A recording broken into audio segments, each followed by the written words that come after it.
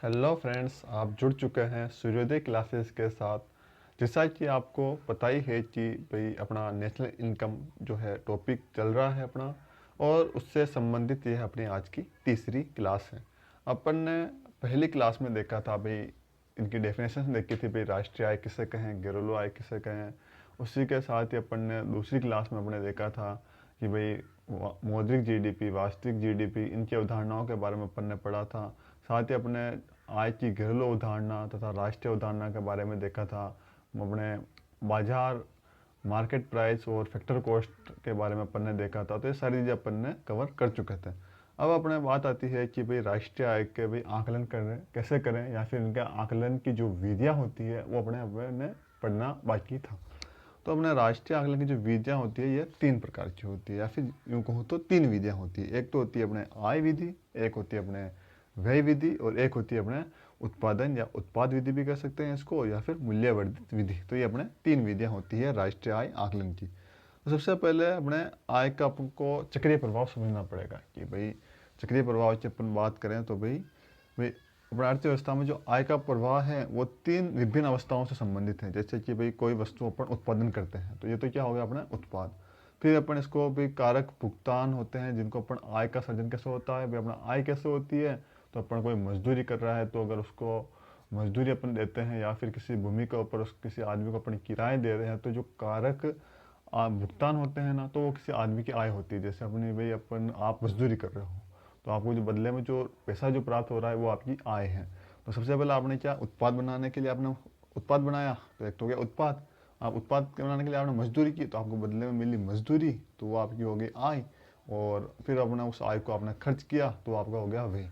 तो इस तीन अवस्था जो होती है, इसी कारण अपने तीन जो विधियाँ होती है राष्ट्रीय आकलन की, उनका वो उत्पन्न होती है या फिर निर्माण होता है। तो सबसे पहले उत्पाद विधि हो गई, और सेकंड आपकी आय हो रही तो आय विधि, और तीसरी आपका आपने पैसा खर्च कर रहे हो आप उसको, तो वो हो गई अपने व्यय विधि। तो सबसे पहले अगर अपन बात करें तो अपन उत्पाद विधि या फिर मूल्यवर्धित विधि की बात करेंगे। तो उत्पाद विधि किससे कहें, तो उत्पाद विधि या मूल्यवर्धित विधि वह विधि होती है जो अपने एक लेखा वर्ष के दौरान एक अर्थव्यवस्था में उत्पादक या उद्यम द्वारा की गई मूल्य वृद्धि के रूप में या फिर कुल मूल्य वृद्धि के रूप में राष्ट्रीय आय को मापती है। ये अपने उत्पाद विधि या फिर मूल्य वर्धित विधि भाई क्या मापती है, तो भाई किसी उत्पाद या उद्यम द्वारा की गई कोई जो अपने लेखा वर्ष में कुल मूल्य वृद्धि है उसको मापती है अपने उत्पाद विधि तथा मूल्य वर्धित विधि।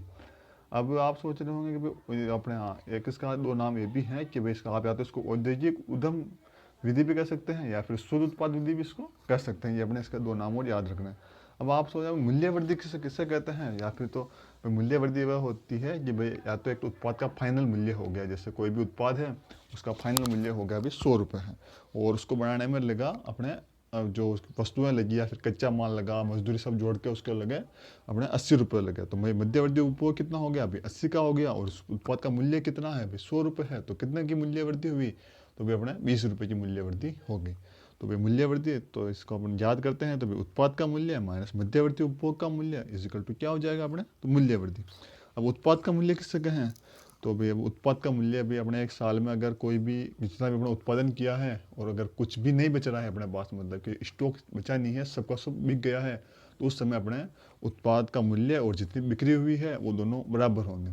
अगर अपने पास कुछ स्टॉक बच गया है या फिर कुछ चीज़ें बिना बिके हुए रह गई है, तो फिर अगर अपन उत्पाद का मूल्य याद करेंगे तो अपन इसको करेंगे भाई बिक्री प्लस जो स्टॉक में परिवर्तन है, इन दोनों को जोड़ने पर अपने उत्पाद का मूल्य आता है।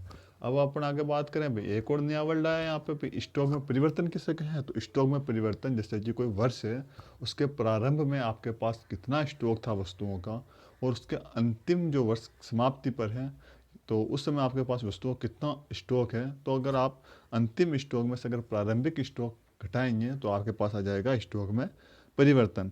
और तो अब आपके पास एक और वर्ड था यहाँ पे कि भाई अपने उत्पाद का मूल्य माइनस मध्यवर्ती उपभोग इजिकल टू मूल्य वृद्धि होता है। तो आप सोच रहे हैं मध्यवर्ती उपभोग किसे कहें, मध्यवर्ती उपभोग अपना होता है फिर जो गैर कारक आगतें होती है या फिर गैर कारक आगतों का जो मूल्य होता है, जैसे आप भी कच्चे माल की खरीद पर कुछ भी पैसा व्यय कर रहे हैं, तो वो आपका हो गया मध्यवर्ती उपभोग, है ना। तो अब एक लेखा वर्ष के दौरान किसी भी देश की सीमा के अंदर सभी उत्पादक उद्यमियों द्वारा की गई सकल मूल्य वृद्धि को बाजार कीमत पर सकल घरेलू उत्पाद के रूप में मापा जाता है।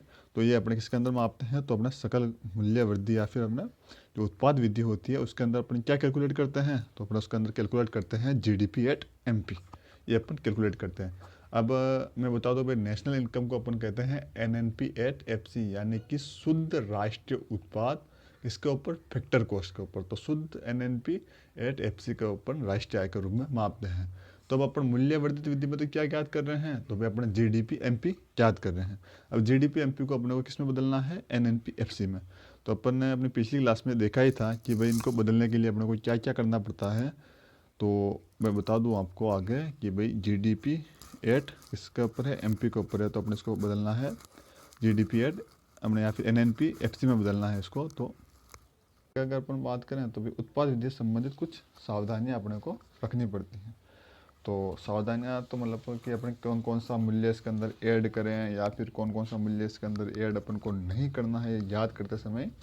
तो सबसे पहले आपको मैं बता दूं कि भाई आप जब भी उत्पाद वृद्धि का यूज कर रहे हैं तो आपको पुरानी वस्तुओं के जो भाई इसके अंदर मूल्य शामिल नहीं किए जाएंगे, क्योंकि कोई भी अगर पुरानी वस्तु है तो उसका मूल्य जिस साल में वो बनी थी या फिर जिस साल में उसको किसी ने खरीदा था आदमी ने, तो उसके अंदर उसका मूल्य शामिल हो गया। तो इसके अंदर पुरानी वस्तु का मूल्य शामिल नहीं करेंगे।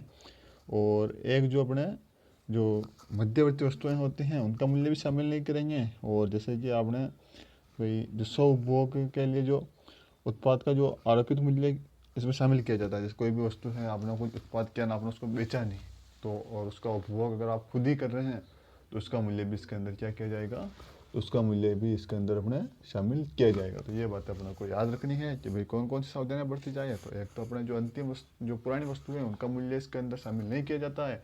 एक अगर स्व उपभोग के लिए भी अगर कोई वस्तु आप यूज कर रहे हो तो उसका आरोपित मूल्य भी जितना मूल्य की वह है तो वो भी इसके अंदर शामिल किया जाएगा। और एक इसके अंदर जो अपने कच्चे माल का और इनका मूल्य शामिल नहीं किया जाता है। तो ये अपने को दो तीन बात याद रखनी है। एक और समस्या आती है आगे अपन बात करें तो वह समस्या आती है अपना दोहरी गणना की समस्या। जैसे कि कोई वस्तु है, तो बताऊँ मैं आपको, तो जैसे कोई वस्तु है, आपने कपास खरीदा किससे, तो कपास बेचने वाले ने आपको बेचा 100 रुपये में। तो 100 रुपये में उसने आपको कपास बेचा, तो एक तो आपका उसका 100 रुपये वो ऐड हो गए। वो अगर उसको अगर अंतिम मूल्य मान ले तो 100 रुपये जोड़ देगा। फिर आपने उस कपास को किसी को बेचा, दूसरे को, भाई जो कोई अपने कपड़ा बनाता है अपना, उसको बेचा आपने 300 रुपये में, तो फिर 300 रुपये ऐड हो जाएंगे। तो वो कितना हो गया टोटल 400 रुपये। जबकि उसकी जो वैल्यू है वो कितनी है, भाई अंतिम रूप से आपने कितने में बेचा, 300 में बेचा, तो जो उसके अंदर शामिल होगी मूल्य वो 300 ही शामिल करना है आपको। क्योंकि जो मध्य इसका मतलब यह है कि भाई जो मध्यवर्ती जो उपभोग है उसका मूल्य इसके अंदर शामिल नहीं किया जाता है। दोहरी गणना से बचने के लिए केवल अपन अंतिम वस्तुओं का जो मूल्य होता है उसी को अपन शामिल करते हैं।